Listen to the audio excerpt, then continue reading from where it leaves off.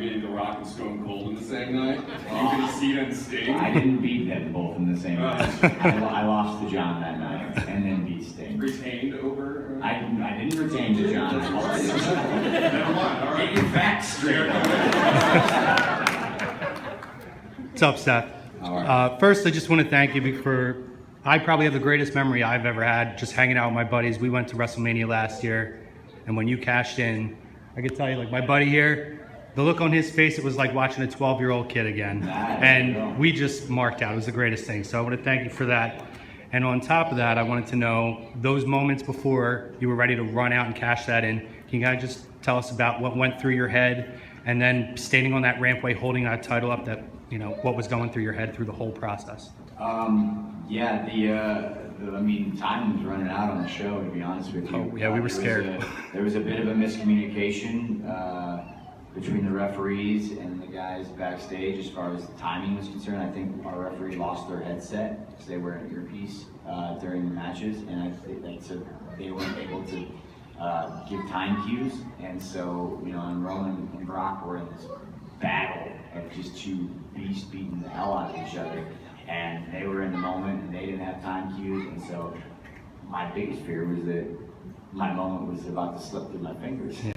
I mean, that was the biggest fear. I mean, obviously you couple that with nerves and, you know, butterflies, and it kind of helped that I had already been out there for the match with Randy earlier, so I got the vibe. But I mean, there's nothing like a WrestleMania main event. That electricity is unreal, and Brock and Roman going toe-to-toe, the way they had built that match was incredible. So, I mean, by the time I hit the ring, the place was at a fever pitch anyway. Yeah. So, and then it was just a blur, to be honest with you. It was literally, I don't think I've ever run that fast in my entire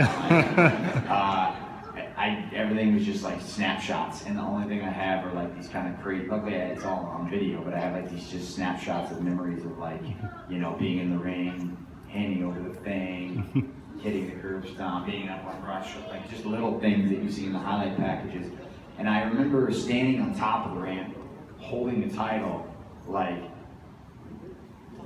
trying to step outside myself and enjoy that moment and just be like, hey, what the hell? This is all I ever wanted to do. But it was so hard.